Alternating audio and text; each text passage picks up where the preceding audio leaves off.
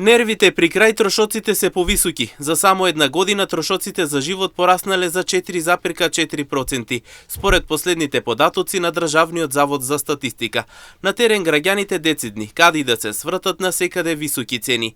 Најмногу поскапување забележале на млечните производи и месото. Храна, пијалоци, храна и хигиенски работи. Не, тешко. Се оде за јадење. За домашни потреби, да кажеме. Храна. За домакинство, храна и се што треба за домакинството. То Скапо е. скапо. Претходниот месец беа цените малку пониски, сега денеска гледам некои работи се за 20-30 денара поскапи. На оризо од тука ко зима. Скапо е, ја не знам колку постоја, ама скапо е. Од риба, копани и млечни производи има. Кафе, скапо е. Скапо е на млеко, на сирење не може да го купиш, ледарка и сирење. За храна што највеќе се троши. За млеко, слабо. Кој ќе оде на одмор си оде. Цигари? Цигари ја не, у живота не сум запалил. Ја не трошам за други. Другите трошат.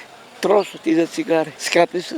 И додека за најголем дел граѓани цените се високи, за многу мал дел тие се реални. Како што истакнаа пред камерите на нашата телевизија, цените не се скапи, согласно фактот дека нема производители и земјоделци. Супер, ништо не е скапо.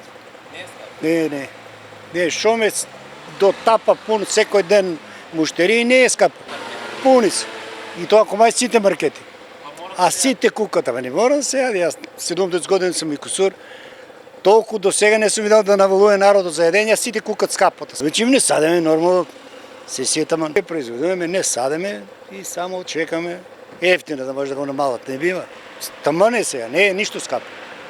Таман е. Во согласно со ситуацијата, индексот на трошоците на живот во 2025 година во август во однос на истиот месец во 2024 година бележи зголемување од 4,4%, а индексот на цените на мало бележи зголемување од 4,1%. Инфлацијата, мерена преку индексот на трошоците на живот во август 2025 година во однос на јули 2025 година, изнесува 0,2%.